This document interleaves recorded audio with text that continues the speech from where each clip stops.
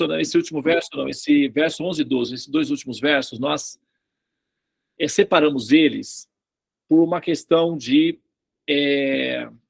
uma estratégia por conta de um ponto aí que é um pouco controverso. Eu já queria também aproveitar para fazer essa abordagem aí, tá bom, pessoal?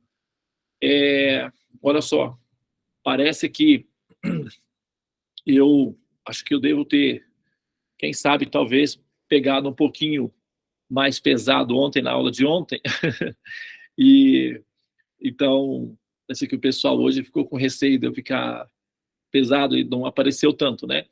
Mas nós temos, na sala são 19, eu estou marcando diferente aqui, David?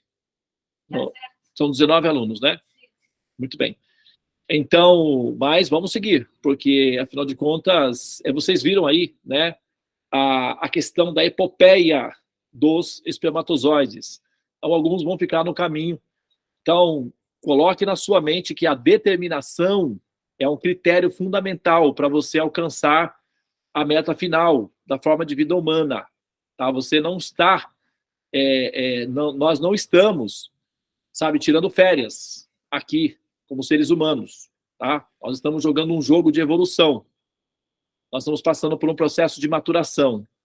E aqueles que alcançarem o sentimento, ou aqueles que alcançarem o nível de determinação mais rápido, são aqueles que têm mais condições ou mais estrutura para alcançar o final dessa epopeia, que é a liberação, tá? Que é a ascensão do ser, tá bem?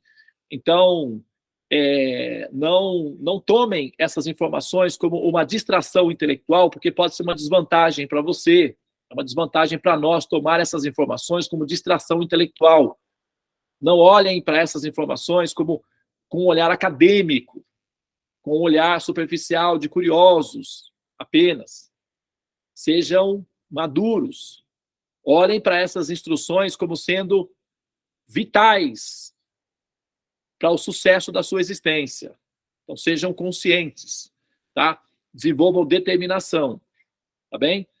Eu sei que é difícil, muitas vezes, ficar me ouvindo, mas não tem outro jeito, não tem outro remédio, vocês vão ter que tomar esse remédio mesmo, caso vocês queiram se curar do avidya, que é a ignorância existencial que obriga a renascer no mundo material, chamado mundo material, tá? Então, fiquem firmes. Aqueles que tem uma canção que diz, né? Quem viver verá. É uma música de carnaval. Quem viver verá que não foi em vão. Eu quero muito amor no coração. Para isso é preciso de ascensão, tá? Sabe? Assim, a arte não de viver, não é se manter em pé constantemente, mas é aprender a se levantar e prosseguir, tá? Porque quedas é natural. A vida é exatamente isso, como andar de bicicleta. Para ter equilíbrio, é preciso estar em movimento contínuo, tá? Então, determinação é a qualidade básica para a evolução, tá? Os mamíferos foram determinados em continuar existindo e sobreviveram à hecatombe nuclear que deu extinção aos dinossauros. Então, vamos manter isso daí na pauta. Aqui, nesse último verso, eu trouxe esse último verso porque, olha só, tem uma controvérsia aí, olha, que é o yogi, o assento, né, aí tá mencionando algumas técnicas que o yogi deve utilizar para, sabe, fazer aí a sua yoga, a sua meditação, né? Para praticar yoga, você desce só um pouquinho, David, acho que estou no início do mantra, né? Está no início aí, né? Está no início. É isso mesmo, está no início. Para praticar yoga, é necessário dirigir-se a um local isolado e forrar o chão com grama kusha. A grama kusha é um assento sagrado, tá? Os sábios védicos elegeram essa grama porque ela está relacionada com uma das lilas do Senhor Supremo, em que em algum momento ele descansou, né? A história envolvida, né? Que um pelo do corpo de uma forma transcendente, uma forma de lila do Senhor Supremo, caiu no chão, e esse pequeno pelo, então, se transformou numa grama, e o Senhor Supremo, então, ofereceu esse tipo de grama para que os sábios pudessem se sentar sobre ela e estar em contato direto com o Senhor Supremo enquanto meditassem. Foi um presente de Deus para alguns sábios específicos, para um grupo de sábios específicos. Mas os sábios, eles ficaram compassivos e distribuíram essa grama com os demais sábios. E no final, todo mundo tinha a grama, né, que eles distribuíram para todos. Então, a partir daí, eles começaram a utilizar esse tipo de grama. E para isso eles fazem esteirinhas, onde eles se sentam e fazem meditação. Bom, depois de colocar a grama cuxa, deve-se cobri-la com pele de um veado. A controvérsia está aí. Pele de um veado? A pele de um veado, para você ter a pele de um veado, você precisa necessariamente matar o veado. Certo? E, bom, para isso, você vai precisar, né, cometer alguma violência. Isso está descrito aqui. Então, eu quero dar uma pequena explicação sobre esse assunto. A cultura védica, então vocês vão ler isso daí de alguma forma. Então, antes que vocês leiam esse tema e venham me ou questionar ou parafrasear sobre o assunto, eu já vou aqui deixar, não é, adiantado o motivo pelo qual se menciona a pele de veado aí, tá? A cultura védica, ela é fundamentada nas 4 classes de divisão social e 4 classes de divisões espirituais, chamado Varna Ashram. Varna significa as divisões sociais, é o corpo biológico, que é a extensão do corpo humano, é a extensão do corpo biológico. Por exemplo, a cabeça do homem é representada pelos brahmanas, o peito, os braços, pelos kshatriyas, que são os guerreiros, enfim, pessoas que trabalham na administração do reino. O estômago, representado pelos comerciantes, pelos fazendeiros, pelos agricultores, pelos comerciantes, etc., banqueiros, enfim, são chamados vaishyas, ou aqueles que alimentam a sociedade. Os kshatriyas, os braços, são aqueles que protegem a sociedade. Os brahmanas são a cabeça, aqueles que pensam o rumo da sociedade. E as pernas, que são equiparadas aos trabalhadores comuns, né, que são os servos, aqueles que não têm muitas qualificações profissionais, mas que estão predispostos a fazer aquilo que for necessário, né, para, enfim, auxiliar e também para se manterem. São chamados shudras, que são os trabalhadores comuns. Então, a grande massa é chamada shudras, né? A parte do estômago que alimenta o corpo é chamado vaishyas. Os braços, kshatriyas. E a cabeça é chamada brahmanas, que são os intelectuais, os mestres, os sacerdotes, os metafísicos, etc. Os cientistas. Muito bem. Agora, os kshatriyas, eles, assim, na cultura védica original, vocês sabem, a Índia é um local onde existem muitos tigres, chamado tigres da Bengala. O maior felino do planeta Terra nasce na Índia, da Índia. Os tigres são maiores que os leões. Que a gente tem um ideal, né, de que o leão e tal é grande. Mas o tigre, normalmente, a luta entre um tigre e o leão foge. O tigre é maior do que o leão. E esse animal, ele é característico da Índia. O tigre da Bengala, que é aquele rajado, né, ele é de lá. Ele ainda existe. Existem reservas ecológicas onde ele é protegido por lei, ainda na Índia, ainda hoje. Só que o que acontece? Naquele período, os tigres, eles andavam livremente por toda parte. Então, isso era um problema para os fazendeiros, que precisavam produzir alimentos para as pessoas na cidade, enfim, para as pessoas de modo geral. Então, os kshatriyas, eles tinham a seguinte concessão, sempre tiveram. Eles fazem a ronda ao redor da cidade, nas florestas, para manter os tigres longe das áreas de cultivo, das áreas dos fazendeiros, para proteger as crianças, etc. Então, os kshatriyas, eles ficavam circulando, patrulhando as cidades, as fazendas, pelas florestas. E os kshatriyas precisavam comer. Entende? Então, como eles comiam? Eles precisavam comer e também precisavam manterem-se treinados para uma eventual circunstâncias de guerras. E eles eram arqueiros. Então, os kshatriyas, eles tinham a concessão de matar para comer. Quando você mata para comer, isso é uma questão de necessidade, de uma emergência que você precisa fazer, isso não é considerado violência, está considerado é dentro dos processos normais. Só que os kshatriyas, existe uma ética. Quando eles, né, encontram um veado ou algum animal de caça, não sei se vocês assistiram o filme Avatar, né? Os índios também têm, alguns índios têm esse procedimento, algumas tribos ainda têm esse procedimento. Antes de atirar a flecha, o kshatriya, o guerreiro védico, entoava um mantra, fazia uma oração e instalava esse mantra, essa oração, na flecha. E quando o animal era alvejado, imediatamente essa alma que estava fazendo o papel desse animal, ele ascendia diretamente à forma humana. Então ele pulava de fases. Então, ao invés de ele passar por todo o protocolo das escalas de animais, por ser alvejado por uma flecha que é mantrificada, essa alma ascendia diretamente às formas humanas.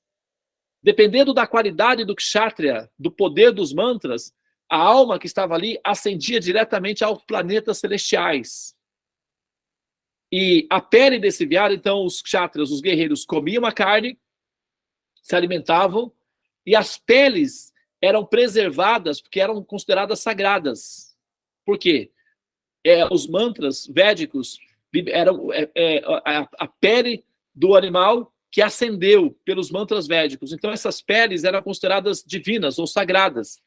E elas eram cuidadosamente preservadas pelos guerreiros, e elas eram, então, presenteadas, elas eram dadas em presentes aos sábios, aos yogis que viviam nas cavernas, nos ashramas, e não tinham roupas para se vestirem. Então, essas peles eram doadas para esses homens santos, que então utilizavam ela para vestir-se, bem como também para servir de assento, ou até mesmo de local por onde eles pudessem descansar o corpo.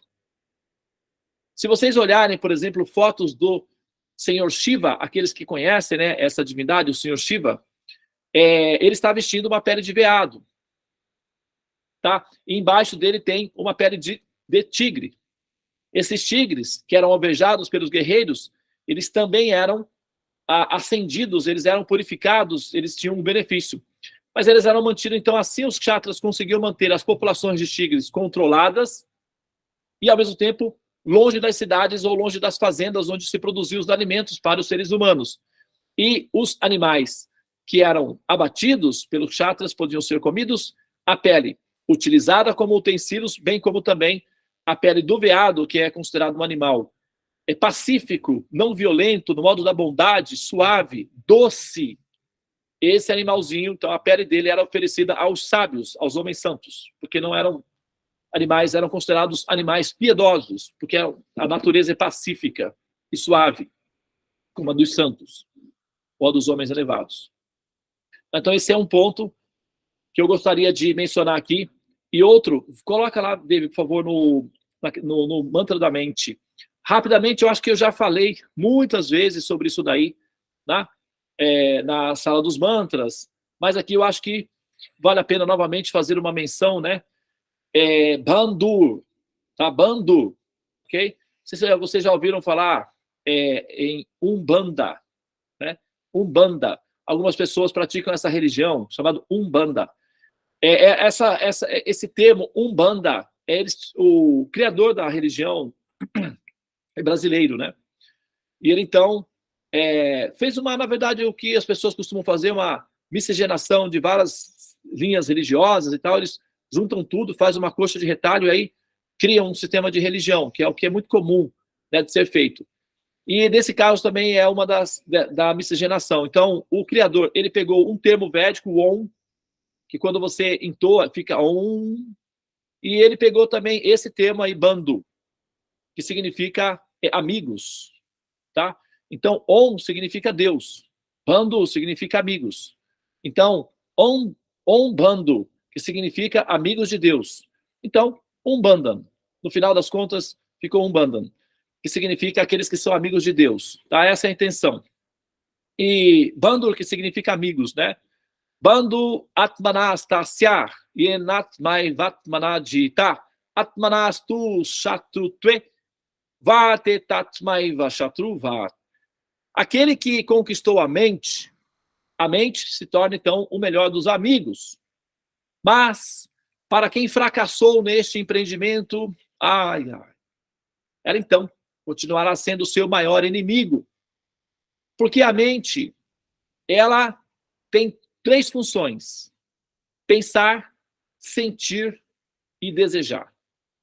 Então, dependendo no que ela pensa, o que ela deseja e o que ela sente, dependendo de como ela está acostumada, o que ela está acostumada a pensar, o que ela está acostumada a sentir, o que ela está acostumada a desejar, dependendo das funções que ela realiza, ela poderá te levar ao contexto da liberação ou então ela poderá te levar ao contexto do renascimento.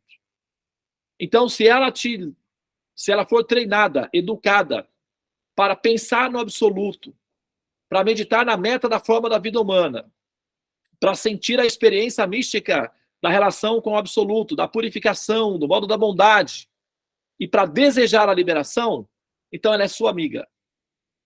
Mas se ela está sempre pensando, se ela está sempre ansiosa, desejando objetos sensoriais externos, se ela não se lembra do absoluto, se ela está sempre condicionada, né, assim, curiosa com os assuntos triviais, superficiais e inferiores, se ela sente ansiedade, então certamente ela é sua inimiga, porque a hora que terminar a sua experiência com esse avatar, ela será obrigada novamente a assumir um outro corpo decadente que se dissolve, que é a forma humana.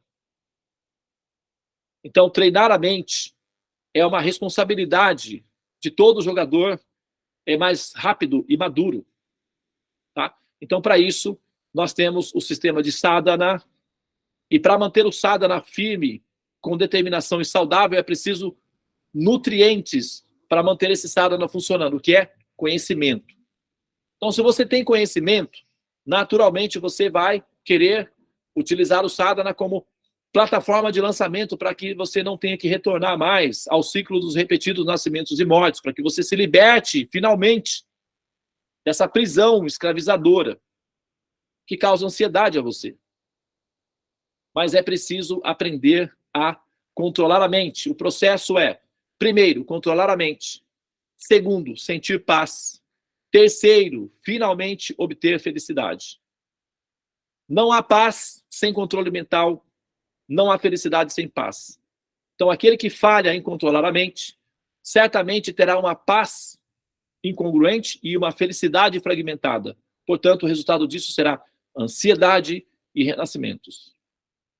Então, sim, vamos aproveitar a oportunidade que nós temos para cultivar esse conhecimento, porque, afinal de contas, nós temos essa oportunidade diante de nós, e é uma regra geral que as pessoas que são atentas aproveitam bem as oportunidades que têm. Namastê. Devi, querida, prosseguimos.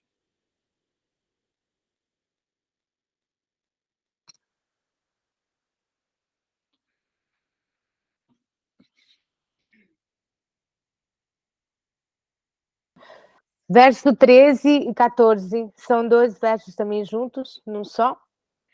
Samam tayo shiragrivam dharaya nachalan stira sampekshana shikagram swam dishastana valokayan prasam tatma vigatya bir brahmachari vratestita manasamamya machito yukta ashitamatpara. Tradução: deve-se manter o corpo, pescoço e cabeça eretos, conservando-os em linha reta, e deve-se olhar fixamente para a ponta do nariz. Assim como a mente plácida e subjugada, sem medo, livre por completo da vida sexual, deve-se meditar em mim dentro do coração e ver a mim como a meta última da vida. Verso 16. Natyashkanastu yogosti, nachai kantamanashtanda, nachati swapna shilasya, jagratone vacharjuna. Não há possibilidade de alguém tornar-se um yogi, ó Arjuna. Se comer em demasia ou comer muito pouco, se dormir demais ou se não dormir o bastante. Verso 19. Yatha diponi vatasto nengate sopamasmrita yogino yata chitasya yunjato yogamatmana. Assim como uma lamparina não tremula num lugar sem vento, do mesmo modo, o transcendentalista, que tem a mente controlada, permanece sempre fixo em sua meditação no eu transcendental. Verso 25. Teve, só um minutinho, tá com muito eco. Eu não tô conseguindo te ouvir direito, querida. Eu acho que deve ter mais um microfone aberto aí. Estão ouvindo? Acho que pode ser o microfone, talvez, do Prabhu, você deve estar perto dele, né? Tá dando microfonia. Está ouvindo agora? Tá ótimo agora. Sim. Verso 25.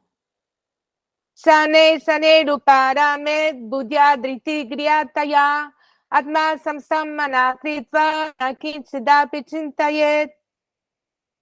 Aos poucos, passo a passo, o yogi deve se situar em transe por meio da inteligência alimentada pela convicção plena, e assim a mente deve fixar-se no eu apenas, e não deve pensar em mais nada.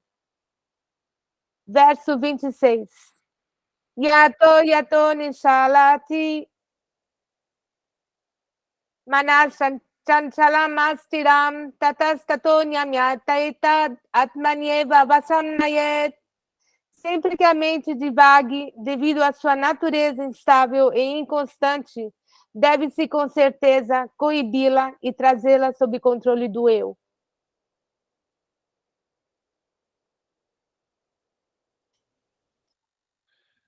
Muito bem. Esse último verso, né? Sempre que a mente divague devido à sua natureza instável e inconstante, deve-se com certeza coibi-la e trazê-la sob o controle do eu. A gente, né, nós quem está acostumado com o nosso sadhana, esse é um mantra que nós utilizamos diariamente, né? Durante o processo do sadhana, enquanto nós estamos fazendo a entoação dos mantras, no início do Mahamantra, nós então mencionamos que para onde quer que a sua mente vá, traga de volta para o eu. O que significa? Que nós estamos aprendendo a educar a nossa mente. Deve-se fixar a mente no supremo, no absoluto. Para nós, ainda essa é uma informação muito abstrata, porque né, o que é isso? Tá, eu vou focar a minha mente no supremo. E aí? Para onde é que eu vou? A coisa está muito distante nesse momento. Então, vamos dar um passo na condição real em que nós estamos no momento. Então, qual é esse passo? O som do mantra. Na primeira etapa, os sábios ensinam. Você foca a mente no som do mantra. O som do mantra vai purificando a mente. Assim como um espelho que está empoeirado, o pano, você passa o pano e esse pano vai limpar o espelho. Ou se você joga água, a água tira a poeira e revela a imagem real ou nítida. Semelhantemente, os mantras, eles vão limpando essa mente empoeirada de vidas e vidas, de experiências interrompidas, de frustrações, de decepções, dos sofrimentos causados pela dor das separações, das inconstâncias da existência. Então, os traumas vão sendo limpos. Mantra significa mente, tra, que liberta. O mantra, ele liberta a mente das ansiedades, dos medos, dos traumas, das angústias características da classe humana, devido ao medo. O ser humano, ele é um ser muito frágil, né? Nós não temos garras, nós não temos dentes afiados, a nossa velocidade é curta, né? E, ao mesmo tempo, nós não podemos portar armas. Então, o que acontece? Nós somos muito frágeis.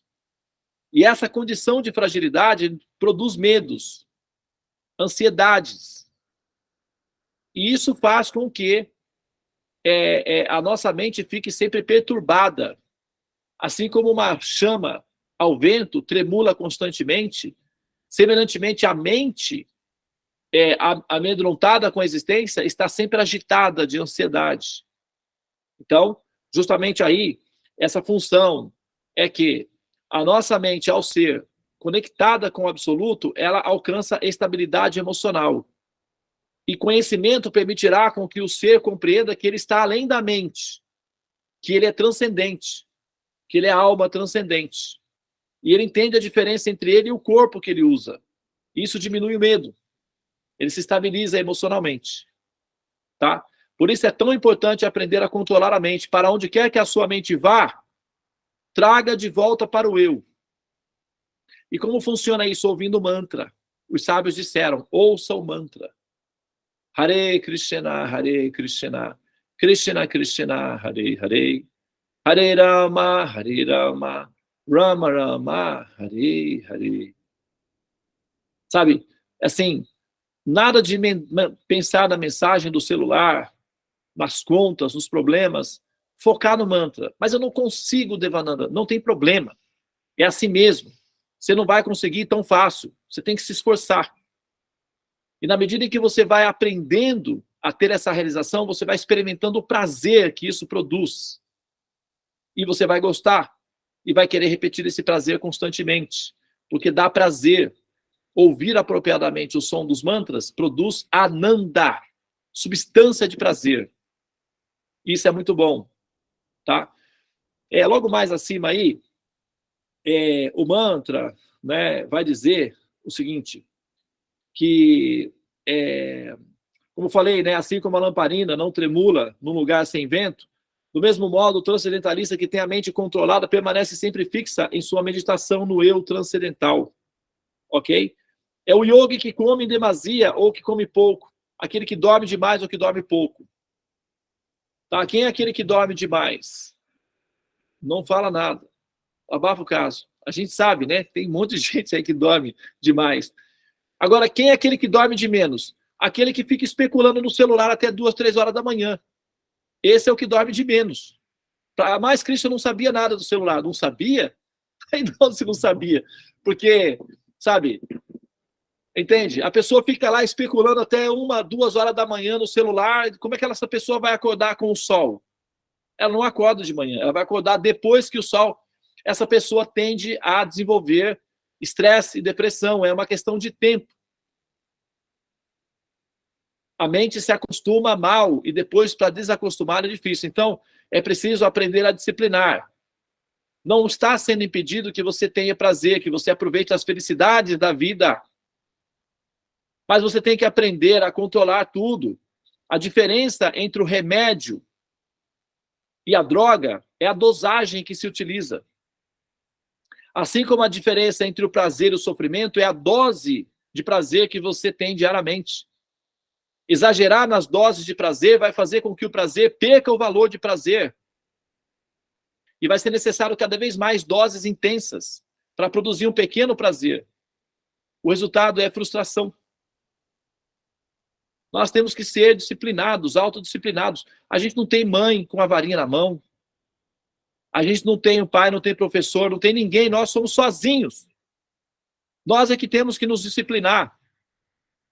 Senão, quem vai nos disciplinar é a natureza, o útero, a roda do samsara, que vai nos avaliar negativamente, vai nos reprovar e vai nos colocar de novo no banco, sentado, aprendendo a lição tudo de novo.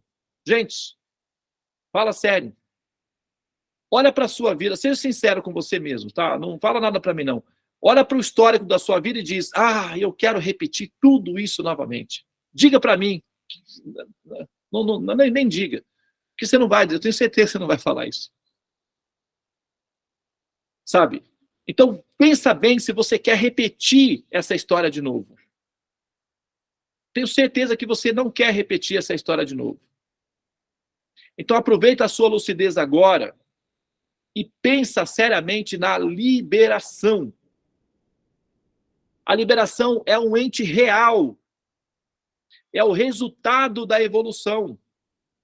Não é uma utopia. Não é uma teoria de religião. É uma realidade. E nós temos que acessar esse nível de realidade e utilizá-la para o nosso benefício. Controle a mente. Aquele que controla a mente tem uma amiga. Aquele que não controla. Bom, o resultado é aí, né? O renascimento. A gente já sabe qual é o resultado. Muito bem, Dev, querida, por favor, prossiga.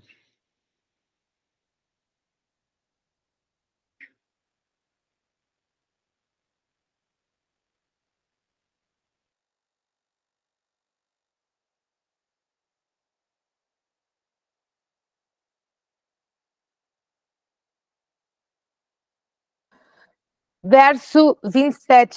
Tá bem assim o som? Não tá dando eco? Tá. Prasantamana samyenam yoginam sukhamutamam upaiti shantarajasam brahma bhutam akalmasam. O yogi que tem a mente fixa em mim alcança com certeza a mais elevada perfeição da felicidade transcendental.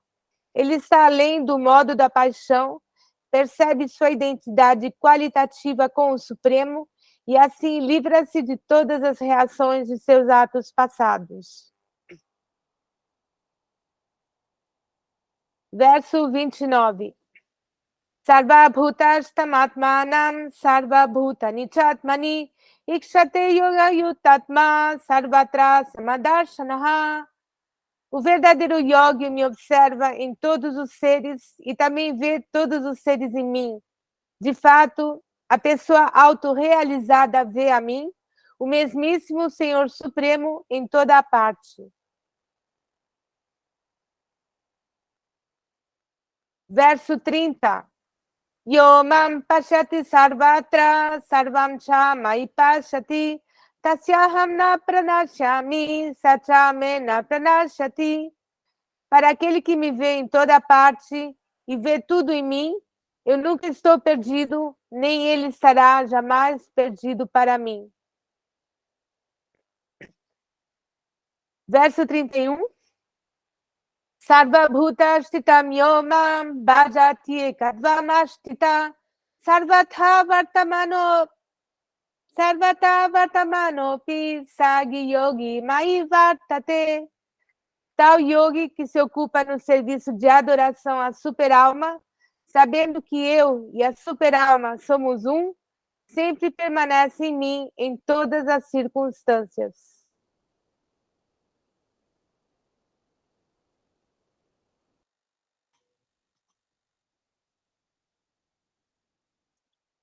Muito bem. Olha, eu não vou comentar, não vou fazer comentário dessa vez, eu vou só ler novamente um verso que eu acho que vale a pena esse verso ser degustado como uma iguaria, tá? Como uma preparação muito rara, feita por um chefe de cozinha muito especialista e renomado. Tá? Vamos apreciar esse verso como uma Mona Lisa, como uma Santa Ceia, sabe? Vamos apreciar esse verso como, sabe, um Davi do Michelangelo, como uma obra de arte muito rara. É o verso 27. Prashantamanasan hi enan joginan shukanutaman upaiti shantaraja sambrahmabhutam akalmasan. O yogi é aquele que, ok? O yoga, yud, que é da raiz, ligar-se, como em grego, religare, no latim, religare, tá? De religião, vem de religare, de religar, de reconectar, né? Reconexão. Tem um sistema terapêutico que chama-se reconexão, que significa religare, é um sistema de religião, de reconexão. Então, yoga significa ga, ou go, que significa o prazer supremo, né? Então, em inglês, go, vá. Então, assim, yoga significa aquele que se liga à fonte de prazer máxima. Yoga significa religação com a fonte máxima de prazer, Ananda. Então, o yogi significa aquele que cultiva o conhecimento que permite com que ele se reconecte com o absoluto. Então, a tradução do verso. O yogi que tem a mente fixa em mim, ok? Alcança com certeza a mais elevada perfeição da felicidade transcendental. Ele está afirmando alcança com certeza. Então, assim, ou nós temos autoridade suficiente para desarticular essa fala, ou nós temos condições filosóficas e científicas estruturais para dizer que essa fala não procede, ou nós simplesmente admitimos que essa fala tem procedimento, tem fundamentação. E aí já não é mais questão de fé em acreditar, é uma questão de tomar uma decisão de qual lado você quer estar. Não tem mais questão de fé. É uma decisão. Tá? E aqui está sendo dito, ele está afirmando categoricamente que alcança com certeza a mais elevada perfeição de felicidade transcendental. Essa pessoa, ele está além do modo da paixão. Paixão significa o desejo de poder, de dominar, o desejo de controlar, tá? O desejo da paixão, percebendo assim sua identidade, ok? Qualitativa com o Supremo, ou seja, ela percebe que é una, semelhante em qualidade e substância com o absoluto, e assim livra-se de todas as reações de seus atos passados, o que quer dizer livra-se de todo o karma. Livra-se das reações dos seus atos passados significa que você estará livre do karma. Então, a forma de livrar-se do karma é fixar a mente no Supremo. Não, mas Devananda, isso é muito difícil. Sim, a técnica é complexa. Por isso, o mantra. O mantra faz essa ponte entre a nossa desqualificação e a nossa qualificação. Por isso nós entoamos o Mahamantra. Porque os mantras nos qualificam para que nós sejamos capazes de conectar a nossa mente à mente do Supremo. E com isso, a nossa mente se purifica completamente do karma. A metáfora que os sábios oferecem é quando você aproxima uma barra de ferro a um fogo incandescente, o ferro vai adquirir todas as qualidades do fogo: flexibilidade, calor, luminosidade. Se você tira a barra de ferro do fogo, automaticamente ela vai ficar fria, rígida e escurecida. Semelhantemente, a alma, quando está ligada ao Supremo, ela fica semelhante a Deus. Iluminada, próspera, bem-aventurada, plenamente realizada e feliz. Longe dessa fonte, experimenta medo, ansiedade, escuridão, ignorância, nascimentos e mortes. Então nós temos que nos fixar no absoluto. Prosseguimos, Devi.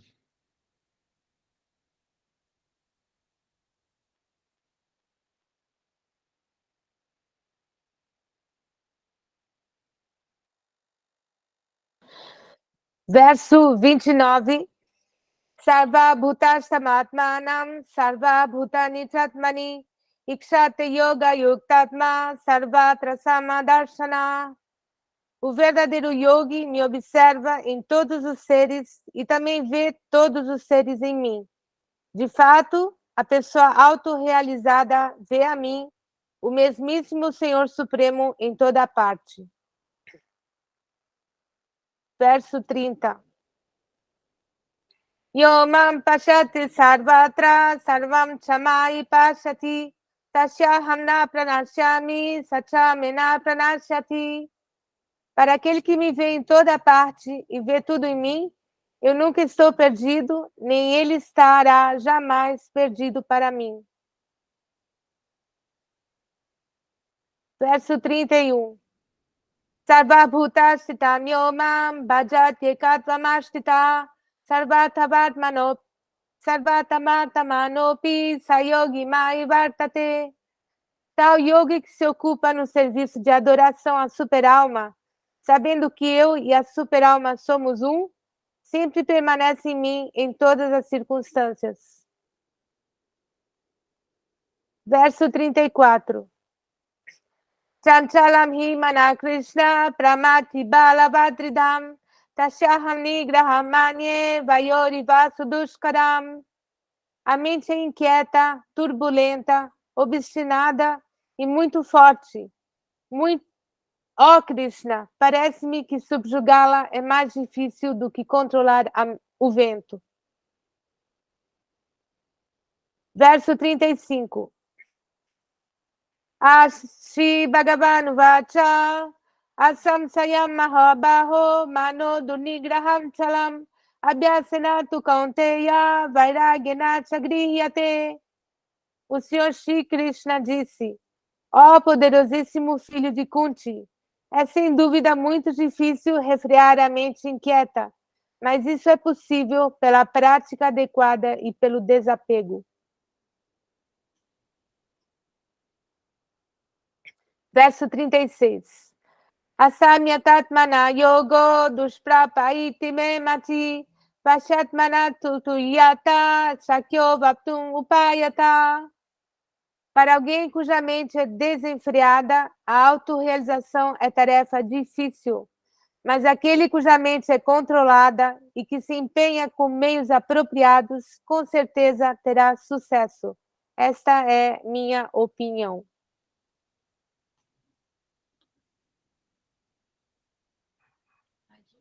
Vamos só dar uma olhadinha ali no verso 30. Quero rever com vocês aí esse verso 30. Olha só. Yoman pashyati sarvatra sarvam chamai pashyati tasyahanna pranasyami sachamena pranasyati. Para aquele que me vê em toda parte e vê tudo em mim, eu nunca estou perdido, nem ele estará jamais perdido para mim. Tá? Olha, imagina a seguinte situação. Imagina que você é a professora numa sala de aula com 30 aluninhos. Tá? Então tem lá o Joãozinho lá. Ele é péssimo. Ele não consegue fazer o deverzinho. Tem dificuldades. Faz tudo errado. Borra toda a folha. Mas ele é muito sincero, ele é esforçado. Ele quer aprender. Ele passa ali o tempo todo, ali, a mente dele está ali, está focada, a professora está vendo, você está vendo tudo isso. Qual é o sentimento que você tem no coração para essa criança? Amor, carinho, ternura. Você quer ajudar essa criança. Ela não tem qualificação, mas ela tem a maior das qualificações, a sinceridade em aprender. E com isso ela conquista o seu coração. E você sente o ímpeto de ir até essa criança, eventualmente, para ajudá-la, com paciência. Porque ela é sincera. Ela só não é muito apta, mas ela é sincera. E a questão de aprender é uma questão de tempo, de insistência, de determinação. Essa criança vai aprender, porque ela é sincera. Ela quer aprender. Agora imagina que você é Deus. Tá? E eu sou um yogi, mas assim, desse jeito, igual nós, entendeu? Na nossa condição, na nossa qualidade. Mas você é Deus. Você estar observando esse grupo de pessoas, sinceramente, tentando controlar a mente, tentando fixar a mente no Supremo. Olha lá, eles estão lá tentando, se esforçando. O que eles aprenderam? Quase nada. Alguma coisinha aqui, outra ali, mais ou menos. Mas olha o esforço, olha a sinceridade, olha a devoção, olha a dedicação que eles têm, olha o interesse que eles têm em me compreender. Como é que eu posso negligenciar essa pessoa? Por que eu negligenciaria uma pessoa assim? Na verdade, o simples esforço sincero que nós fazemos, isso conquista o coração de Deus. Imagina que você é um pai ou uma mãe. A sua filhinha está olhando para você e diz: mamãe, nossa, mas você trabalha tanto, deixa eu te ajudar. Aí pega a vassoura para ajudar você a limpar a casa. Você sabe que ela não dá conta. Ela quase nem consegue levantar a vassoura. Mas ela está lá tentando fazer para te ajudar. Qual é o sentimento que você tem por essa pessoa, por essa pessoinha audaciosa que se propõe a auxiliá-la sem nem mesmo conseguir levantar a vassoura? Amor, ternura. Você está tentando trocar a roda do seu carro, chega o seu filhinho e diz: deixa eu te ajudar, papai. E coloca a mãozinha na roda. O que essa criança pode fazer por você? Te inspirar com amor. E você então troca a roda e depois diz: se não fosse você, eu não teria conseguido. Essa criança então cumprir o dharma dela, de produzir amor e tornar a vida muito mais leve. Então, a alma sincera, ela é pouco qualificada, é verdade, é uma criancinha, é uma centelhinha, é uma alminha.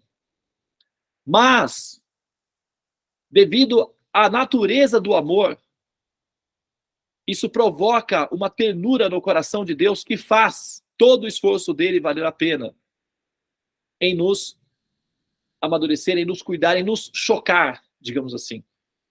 Assim como uma mamãe galinha não perde os seus pintinhos devido à natureza da afeição, aquele que conquista o coração de Deus jamais estará perdido para ele, em nenhuma circunstância. Esse é o nosso único dom. Nós não temos praticamente poder nenhum. Nós somos frágeis. Nós somos alminhas, centelhinhas. Nós somos fotogênicas. Do tamanho de fótons. Porém, nós temos uma qualificação em nossa existência. É que, devido à nossa inocência, nós somos capazes de encantar o coração do Supremo, devido à nossa inocência.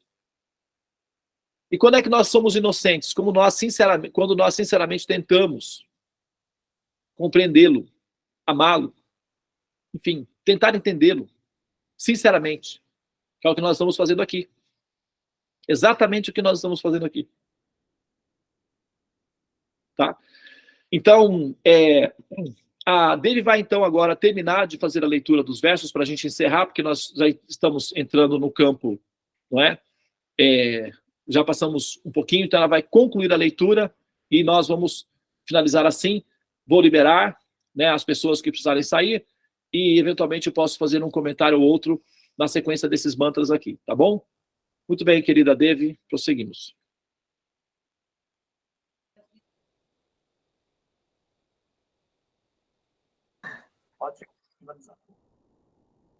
Verso 38. Kachino bhaya vibrastas chinabrami vanashati aprashito mahabaho vimudo brahmanapati. Ó Krishna de braços poderosos, será que tal homem que se afasta do caminho da transcendência desvia-se também do sucesso espiritual e material e sucumbe como uma nuvem destroçada, sem posição em esfera alguma? Verso 39. Etam samsayam Krishna chetum marasya shesata svadanyanam samsayasya chetanahi upavyate. Esta é a minha dúvida, ó Krishna, e eu lhe peço que a dissipe por completo. Com exceção de você, não há ninguém que possa destruir esta dúvida. Verso 40. Shri Bhagavan Uvacha Parta Naive Hanamutra Vinasasasya Vidyate Nahi Kalyana Kritkachit Durgatin Tattagachati. A Suprema Personalidade de Deus disse: filho de Prita, um transcendentalista ocupado em atividades auspiciosas não se depara com a destruição nem neste mundo, nem no mundo espiritual. Quem faz o bem, meu amigo, jamais é vencido pelo mal. Verso 41. Prapya punyakritam lokan usitva shashvati sama suchitam shrimatam gehe yoga brashto bijayate. Após muitos e muitos anos de gozo nos planetas habitados por entidades vivas piedosas, o yogi malogrado nasce numa família de pessoas virtuosas ou numa família aristocrata e rica. Verso 42. Atavami yoginameva kule bhavati dhimatam etadhi durlabhataram loke janmayadi trisham. Ou, se fracassa após longa prática de yoga, ele nasce numa família de transcendentalistas que com certeza tem muita sabedoria. É claro que semelhante nascimento é raro neste mundo. Verso 43. Tatratam buddhi samyogam labhate porvadehikam yatate cha tato bhuya samsiddho kurunandana. Obtendo tal nascimento, ele revive a consciência divina de sua vida anterior e tenta progredir ainda mais para alcançar o êxito completo, ó filho de Kuru. Verso 47. Yoginam api sarvesham madgatena taratmana shraddhavan bhajate yomam samyukta tamo mataha. E de todos os yogis, aquele que tem muita fé e sempre se refugia em mim, pensa em mim dentro de si mesmo e me presta serviço transcendental amoroso, é o mais intimamente unido a mim em yoga e é o mais elevado de todos. Essa é minha opinião.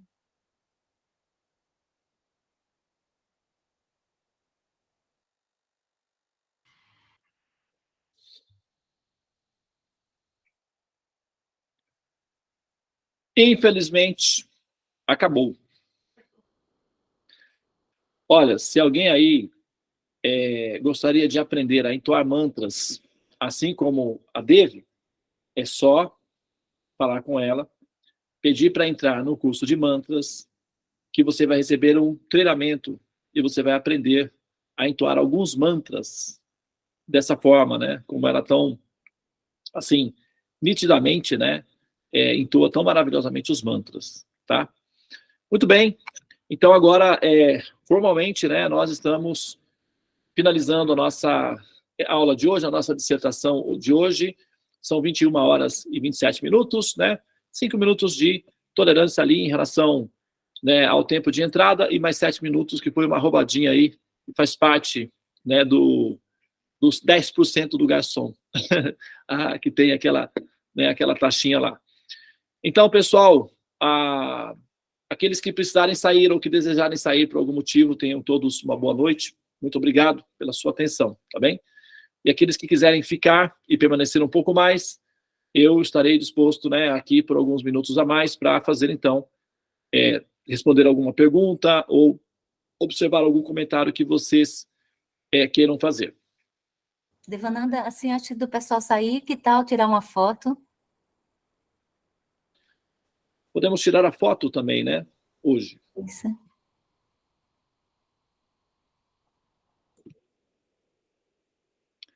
Eu não sei nem se tem a pessoa aí para tirar foto. Eu falei isso daí, mas não sei como é que Eu estou tá. aqui, Prabhu. Fiquem atentos, hein? A Tula que vai Hare tirar Krishna. foto. Tula, se é a contagem regressiva, nós... Então tá, pessoal. Pode ir presente para tirar foto de vocês, registrar esse momento. Hare Krishna. Olha para isso, Prabhu, como tá lindo, ó. Os brotos pipocando aí nessa sala sagrada. Hare Krishna. Então, vamos lá, pessoal. Em 1, 2, 3. Hare Krishna. Isso. Lindos. Hare Krishna, foi. Filho de Lincoln.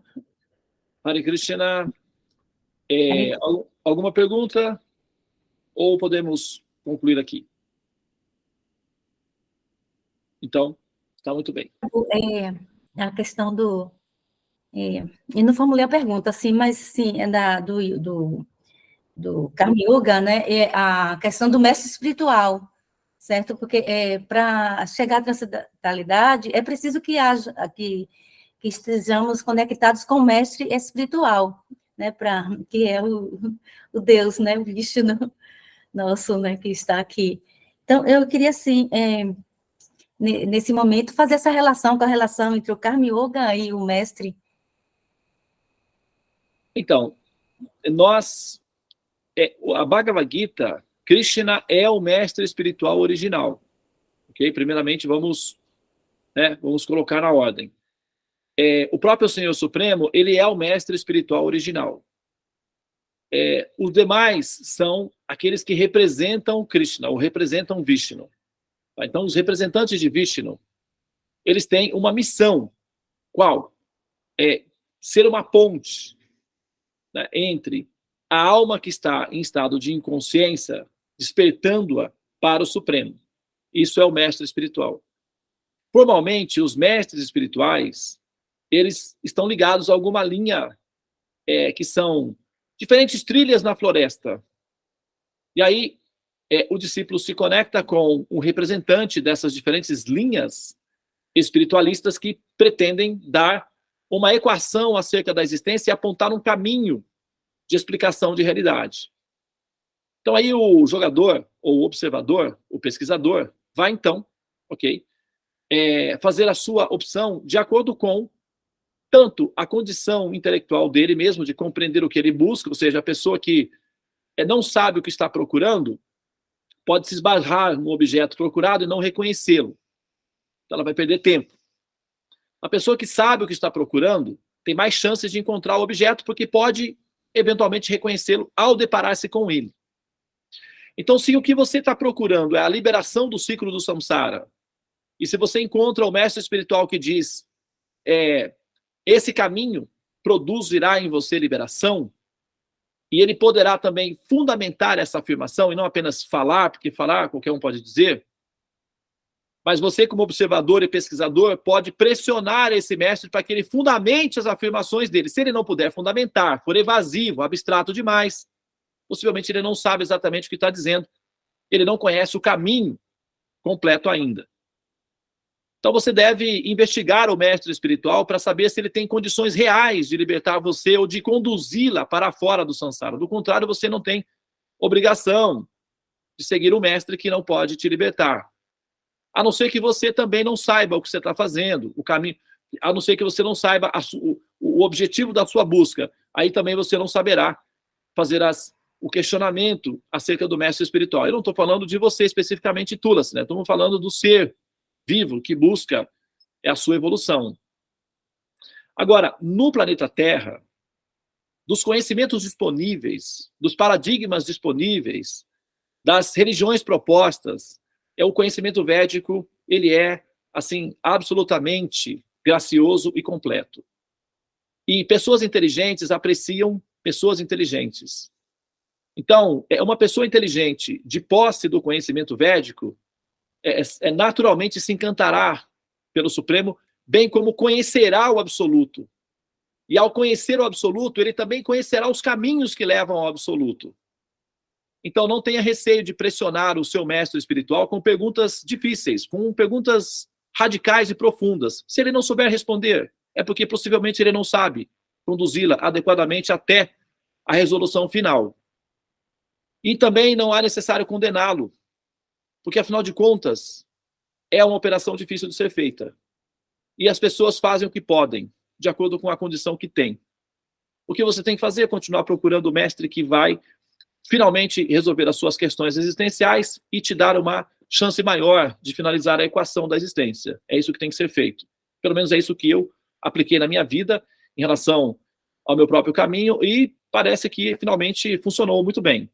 Então eu estou ensinando a mesma fórmula para os demais que querem alcançar o mesmo resultado que nós alcançamos em função da determinação de alcançar esse resultado. Ok? Então, sem um guia, entrar numa floresta, realmente, se o objetivo for apenas fotografar a floresta, divertir-se na floresta, enfim, tudo bem, você não precisa de um guia. Mas se o objetivo for atravessar a floresta, então certamente ter um guia é necessário. Resumindo, para alcançar a transcendentalidade, o desapego, né, a visão espiritual, é preciso do mestre, né? O mestre autorrealizado, né? O mestre autêntico. E para você reconhecer o mestre autêntico, você tem que ser um discípulo autêntico. Ou seja, você tem que saber o que você está buscando com a religião, o que você está buscando com o mestre. Você tem que saber o que você está buscando da existência.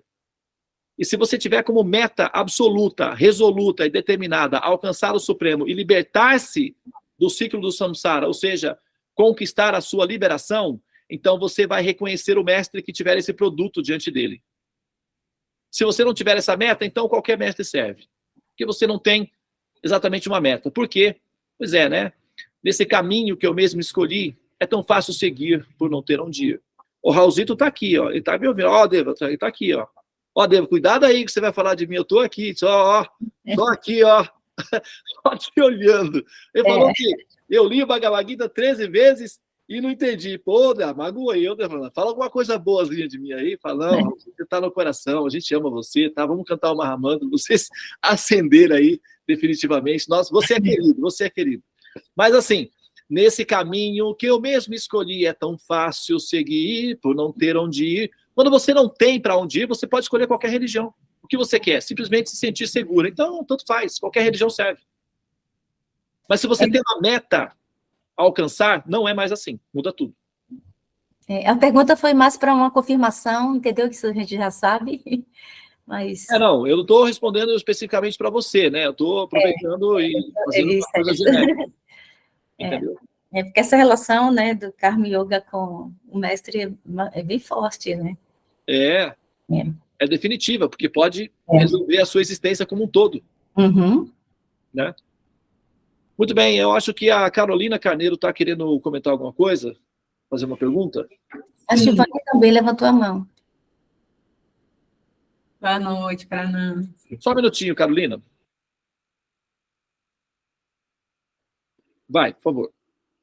Na verdade, até é um gancho da aula de ontem que eu fiquei depois processando. O karma, ele é um impeditivo para que a gente alcance a liberação, a autorrealização. E o sadhana, ele é um atalho no sentido de poupar que a gente tenha, que vai resgatar, vamos dizer assim, alguns karmas e conseguir a liberação sem necessariamente precisar passar por todas as experiências de resgate? Muito bem, obrigado pela pergunta. Quero aproveitar aqui, tá? A sua pergunta. Eu acho que a sua pergunta está respondida aqui no verso 40. Né? Olha só. Shri Bhagavan Uvacha, Bhagavan no Supremo, né? Uvacha, falou. Parta naveya murhu trad vinastasya vidyate nahi kalyanat krit kashit durgatin tatagathati. E a Suprema Personalidade de Deus disse, filho de Prita, Carolina, querida, você aí, você mesma, olá, finalmente nos encontramos, demorou, mas conseguimos. Então, olha só, um transcendentalista ocupado em atividades auspiciosas não se depara com a destruição nem neste mundo, nem no próximo. Quem faz o bem, minha querida amiga, jamais será vencida pelo mal. Ok? Gostou desse encontro? Ok. Agora, o que acontece? O sadhana, né? O sadhana. Vamos lá no sadhana. Olha só que interessante, olha só. Aí está na verso 47 lá. Eu selecionei esses dois versos e estava procurando um momento para poder mencioná-los. E é isso que veio você inspirada aí, o Paramatma, né? Então, vamos fazer o seguinte, traz traz esse assunto na pauta, que eu também estou querendo falar sobre ele, né? Olha lá. Yogina napisar veshan bhadgatenatan atmana shradhavan bhajate yomansa meyukta tamod mataha. E de todos os yogis, aquele que tem muita fé e sempre se refugia em mim, pensa em mim dentro de si mesmo e me presta serviço transcendental amoroso, este é o mais intimamente unido a mim em yoga e o mais elevado de todos. Esta é minha opinião. E no final ele vai dizer, e este, ao abandonar o seu corpo, virás a mim impreterivelmente, porque eu sou o seu pronto salvador. Então, quer dizer, sim, o sadhana, ele simplesmente encurta dramaticamente o caminho. O karma, ele é um dínamo redundante, é como enxugar gelo, ele não acaba nunca. Tá? Só uma maneira de eliminar o karma, conectando-se ao absoluto, porque queima como um fogo queima a grama seca, transformando ela em cinzas. Então, o sadhana, a função do sadhana é que ele vai fazer com que a sua mente fique constantemente apegada ou ligada ao Supremo. Não é mais uma espontaneidade fragmentada, bipolar, em que em um momento você pensa... Não, o sadhana exige que você seja séria, seja constante, seja retilínea, seja compactada, seja contínua. seja coesa, seja coerente. O sadhana faz com que você seja real, do ponto de vista da sua dimensão de intenção e objetivo de alcançar a meta máxima da vida, que é conectar-se, unir-se ao Supremo. E de todos os yogis, aquele que medita em mim, aquele que se conecta comigo, esse é o mais querido a mim. Eu não consigo mais viver sem ele. Ele conquista o meu coração. Para mim, ele jamais estará perdido.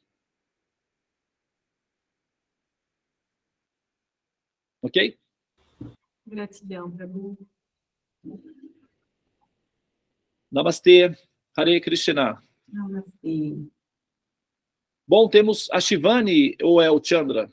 O Chandra, você deixou uma pergunta outro dia, né? Parece que você tem uma pergunta para fazer da outra vez, da outra aula, né? Deixa eu só fechar aqui e abrir novamente aí, tá? Muito bem. Namastê, querido. Hare Krishna. Namastê, Krishna. Eu fiquei, mas como a aula já tinha sido um capítulo posterior, eu acabei, como era do capítulo anterior, eu acabei achando que não era o momento certo. Aí acabei... hoje já surgiu outro aqui do capítulo de hoje. No começo é assim. No começo é assim, depois piora. Exatamente. Vou fazer a de hoje, a anterior, depois eu reforço na próxima, que agora eu vou ter que revisitar a questão. A de hoje é porque eu cheguei um pouco atrasado, né? Então, os primeiros versos ali de 9 a 13, eu já tinha lido, mas eu acabei não pegando no início. Então, mas ficou uma dúvida assim, porque, em resumo, ele tenta passar a ideia, Krishna passa uma ideia assim, de que o verdadeiro yogi, ele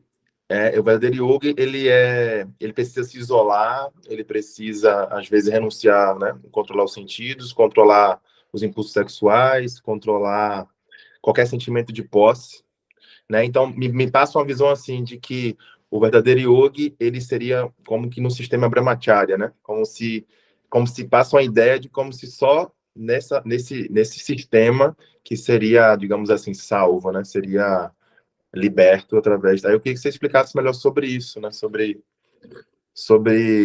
Porque tem muitas pessoas que não têm essa coisa na alma de se isolar, de se refugiar, e ele meio que, pelo menos para mim, passou a ideia de que apenas dessa forma que é possível encontrar o Supremo verdadeiramente, entendeu?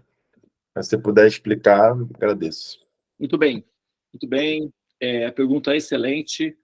Muito obrigado pela pergunta. Muito útil a sua pergunta, tá?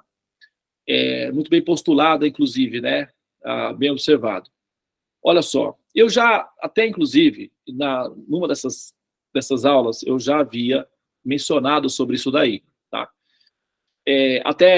Eu até tomei o cuidado, vou reforçar aqui, de fazer a seguinte observação. Os Vaishnavas, aqueles que são já devotos do Senhor Vishnu, ou devotos de Krishna, né, que estão presentes na sala, ou que eventualmente poderão ouvir essa minha palestra, podem até achar um pouco estranho inicialmente essa minha fala que eu vou fazer agora. Porém, se houver um critério científico e analítico para observar e analisar o que eu vou dizer agora, vai compreender claramente o que eu estou dizendo não é fora, não é absolutamente fora do contexto, muito pelo contrário, ela é absolutamente assim, sustentável dentro do contexto da Bhagavad Gita. Tá aí, claro que, se for necessário, eu posso apresentar dados que sustentem isso daí. Tá bom? Agora, veja bem, olha só, a Bhagavad Gita, presta atenção, no sistema educacional, ok? No Brasil, por exemplo, você vai nas escolas públicas, ciclo básico, alfabetização, você tem a grande massa de alunos estão nessa base, é a base da pirâmide. Depois você vai lá no ensino médio, universidade, aí você tem já uma redução. Aí você vai lá nos pós-graduados, doutores, aí você tem uma pequena quantidade de pessoas ali. Sempre funcionou assim o sistema educacional, tá? O sistema previdenciário também funciona assim. Agora, Krishna, ele é o senhor de todos. Ele é o mestre espiritual, ele é o professor para todos. Ok? Então, na hora em que ele vai falar Bhagavad Gita, ele está dando orientações para todas as classes de estudantes, tá? Então, dos estudantes, a grande massa são estudantes, são chamados os karma yogis. São os trabalhadores comuns, pessoas comuns, que não têm uma grande disponibilidade intelectual para meditar, para pensar nos assuntos e tal. Então, a esses é recomendado ouvir as orientações, trabalhar com devoção ao Supremo, fazer os sacrifícios, atender aos rituais nos templos, nas religiões.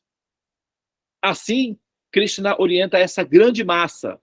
Só que como essa grande massa não é muita, vamos dizer, ligada a conhecimentos filosóficos, então Krishna dá instruções gerais para a grande massa e já migra para os intermediários, que são os gyanis, os yogis, os gyanis, etc. Então ele vai falar muitas instruções para esses que são intermediários, que são os sábios, que são os mestres da sociedade védica, que são aqueles que ensinam os conhecimentos védicos.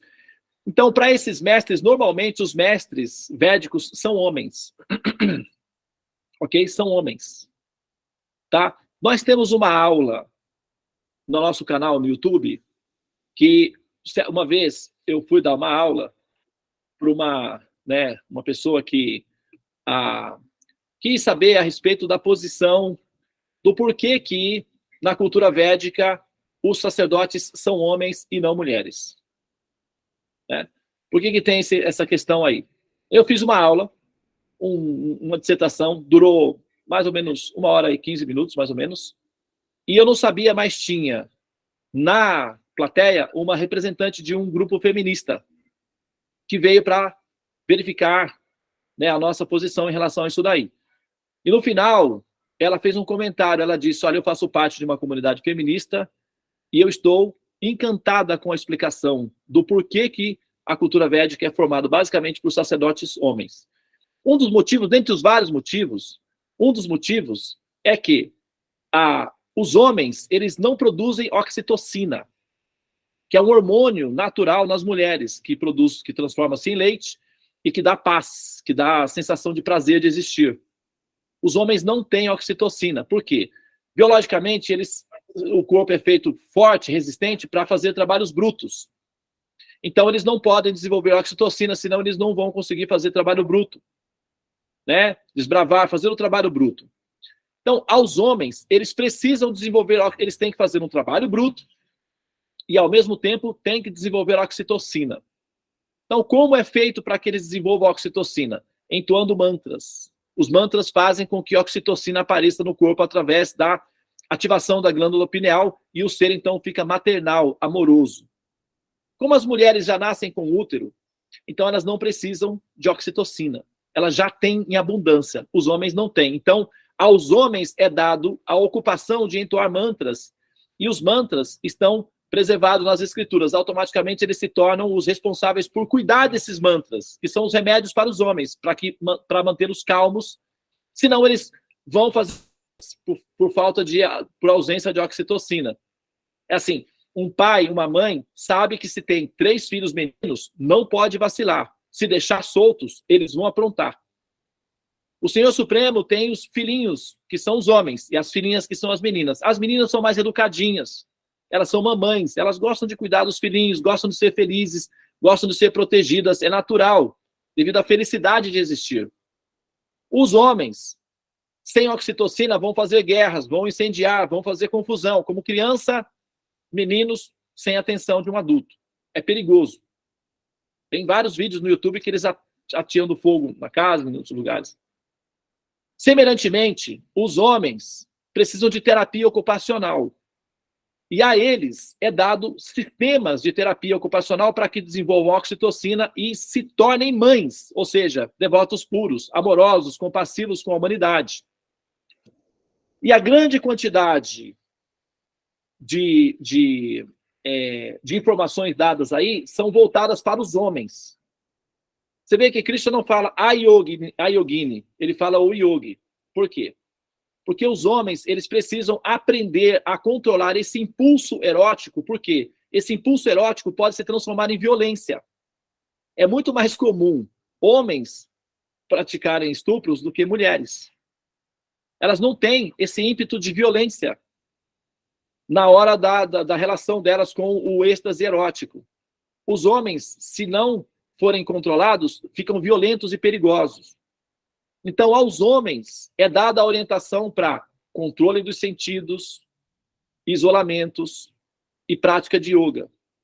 Por isso que para os homens casados, os homens que vão se casar na cultura védica, antes eles passam por um processo de retiro espiritual, brahmacharya literalmente, para que eventualmente eles possam praticar esse controle dos sentidos. E finalmente, quando eles vão se casar, eles já têm um certo controle. Porque sem esse controle, uma esposa só não satisfaz o apetite sexual de um homem descontrolado, e a família, então, se decai, se torna decadente. Então, olha para a natureza. Os animais são de várias parceiras. Biologicamente falando, o corpo, a biologia masculina, é para várias parceiras. Tá? E a natureza demonstra isso daí. Só que quando chega na fase humana, o contrato social prevê que não pode ser mais assim, tem que ter controle. Como é que esse ser biologicamente pressionado vai ter controle? Com controle, com exercício, com fisioterapia de autocontrole. Então, para esses homens, é orientado o brahmacharya, o retiro espiritual, a prática do autocontrole, para que eles sejam castos a uma família. Porque homens incastos são destrutivos para a família. Então, Krishna já sabe que os meninos são travessos. Então, para que essa travessura não seja uma decadência social na sociedade, é orientado a eles: controle-se, meninos. Yoga, retire-se, medite, controle a sua respiração, controle a sua emoção, respira. Ok? Agora sim, pronto. Pode casar-se com as minhas filhinhas. Escolha uma delas, são todas lindas, maravilhosas, mamães e potencial. Sejai feliz com esse Jagya. Tenham filhinhos. Krishna diz: eu sou a vida sexual honesta, limpa e com amor. Ele diz, logo ele vai falar aí na frente: eu sou a vida sexual praticada com devoção, com amor, com pureza. O sexo em si não é o problema. O problema é o impulso sexual descontrolado. E como a maioria dos meninos são fortes, robustos, viris e reprodutores saudáveis, principalmente na cultura védica, que tem bastante comida e alimentos, é preciso autocontrole. Então ele tem que ensinar esses meninos a ter controle. Eu, por exemplo, fui durante 10 anos brahmachari. Pratiquei a brahmacharya. Eu fui monge celibatário durante 10 anos. Depois eu me casei. Né? Então, assim, essa orientação não é para o homem casado, porque o homem que se casou, o brahmacharya, a castidade, o autocontrole, é ele ser fiel e casto à sua esposa, à sua mulher. E controlar os impulsos eróticos que surgirem no coração dele com resistência, com determinação e honradez, e refrear a mente. Isso é retiro. Isso é isolamento. Quando o homem ele é dedicado a uma única mulher, isso é considerado celibato, castidade. E essa prática sexual com a esposa dármica, isso é considerado sagrado, não é pecado. É sagrado, purifica o homem, purifica a mulher. Agora, quando ele é descontrolado ou ela não é casta, então destrói essa família e o Dharma vai à decadência. Então, essas instruções têm essa função. Tá? Viver em um local retirado, isolado. E quando você está dentro de uma família, você dedica-se a essa família, é um isolamento. Porque toda a sua energia, toda a sua atenção, toda a sua dedicação, todo o seu impulso erótico e sexual está controlado num ambiente isolado. Agora, se a pessoa tem de transformar isso numa prática, numa terapia de longo prazo, aí ela pode retirar-se para as cavernas, para os ashrams, para os eremitérios e observar celibato. Aos homens, a cultura védica orienta que, se não consegue controlar o impulso sexual e está causando perturbação na sociedade, celibato. Controle-se. Essa é a instrução de Krishna. Mas mais para frente, ele vai dizer também, aqueles que me amam, que me servem com devoção e carinho, né, se reúnem, vivem reunidos entre si para cantar as glórias dos santos nomes. Então aí já não é mais isolamento, já é reunião. Por exemplo, aqui estamos nós reunidos. Isso significa que nós estamos praticando o que? Yoga. Entende? Então, o que é remédio para um, será veneno para outros. Para finalizar a fala, então, Krishna diz na Bhagavad Gita, aquilo que é noite para as pessoas comuns é a hora de despertar para o sábio. E aquilo que é a hora de despertar para as pessoas comuns é noite para um homem de mente introspectiva. Então, Krishna tem muitos filhos, ele tem que orientar a todos. E a grande maioria deles, que são os controladores da sociedade, são os homens. Então ele tem que dizer a esses homens como tem que proceder para que sejam capazes de ter a honra de representá-lo ao cuidar das mulheres, das crianças e das pessoas. Ok? E mais uma vez eu lembro todos vocês assim que uma pergunta feita a mim, eu não respondo essa pergunta pessoalmente, tá? Essa pergunta normalmente ela é respondida de maneira genérica, tá bom?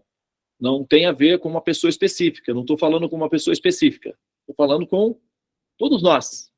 Tá bem? Uma pergunta é útil e ela é respondida de maneira genérica. Gratidão, Prabhu. Eu achei aqui a pergunta anterior, se você quiser, não sei por causa do tempo, né? Mas também acho que tem casa um pouco com essa sua resposta aí. Mas posso deixar para outro dia também. Não, já fala ela, porque se tiver dentro do contexto, a gente já conclui ela, né? Não deixar ela aberta. Deixa eu... Então, vou no capítulo 2, o verso 4.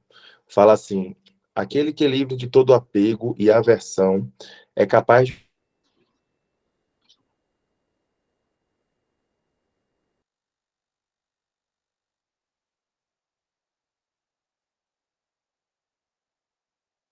O som dele não ficou...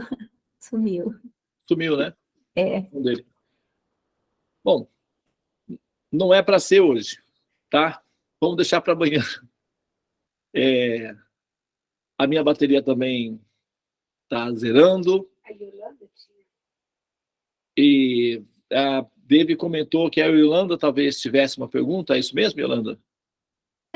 Boa noite, Namastê, Hare Krishna. Boa noite, Namastê, Hare Krishna. A minha pergunta é se a lei do karma também serve para quem vai, os planetas celestiais. Só um minutinho. Muito bem, querida. Por favor, faça a sua pergunta novamente, por gentileza. A minha pergunta é se a lei do karma, se todas essas... o que diz no Bhagavad Gita serve para também quem vai para os planetas celestiais. Não, fica zerado, tá?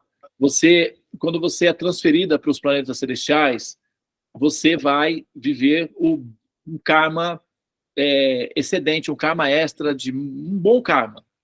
Só tem bom karma, não tem mau karma, tá? Então, todo o karma fica zerado, cancelado. Como, por exemplo, vamos supor que você tem uma dívida no banco, vamos dizer, 10 mil reais, tá? Aí você passa no concurso público para trabalhar no Banco do Brasil, ok? Então, automaticamente, vamos supor que você vai ganhar 10 mil reais por mês, né? Automaticamente você pode dizer que a sua dívida está cancelada, está zerada, porque você vai ter condições totais de saldar essa dívida, entende? Você coloca numa projeção, você trabalhar um ano, você vai ganhar, vamos dizer, 120 mil reais. Supera imensamente o valor da sua dívida. Então, acabou o problema. Então, quando você pratica sadhana, quando você estuda as escrituras, quando você faz dakshinas, quando você dedica-se a ensinar outros, a libertarem-se do condicionamento da existência material, e isso é, as piedades, os saldos piedosos que isso produz, são muito poderosos e excedem em muito as pequenas falhas que você comete durante a vida. Entende? Então, o resultado é que você vai desfrutar de uma poupança imensa no final das contas. E aí você vai ter que gastar esse karma imenso de bem-aventurança. Você vai fazer o quê? Na Terra não tem lugares suficientes. Vai colocar você no Alphaville? Não é suficiente. É o melhor que a gente tem aqui. Coloca lá no Beverly Hills, lá no, sei lá, nas ilhas Ibiza, lá da Espanha, não sei, algum lugar assim, que é o que seria paradisíaco aqui. Esses lugares não são suficientes para justificar a quantidade de créditos que você tem, porque em todos esses lugares você vai ter um corpo humano, e um corpo humano gera resíduos, tem dores e tal. Então o corpo é desqualificado para que você experimente a felicidade que está disponível. Então você vai precisar de um corpo adequado para isso. Então eles te transferirão para os planetas celestiais, porque na Terra não tem corpos apropriados para desfrutar dos resultados piedosos de se cultivar conhecimento espiritual transcendente. Então você vai precisar de um corpo adequado. É um corpo de um deva, um semideus, um ser de uma dimensão, na escala Kardashev seria o equivalente de civilização nível 5. Algo parecido com civilização nível 5.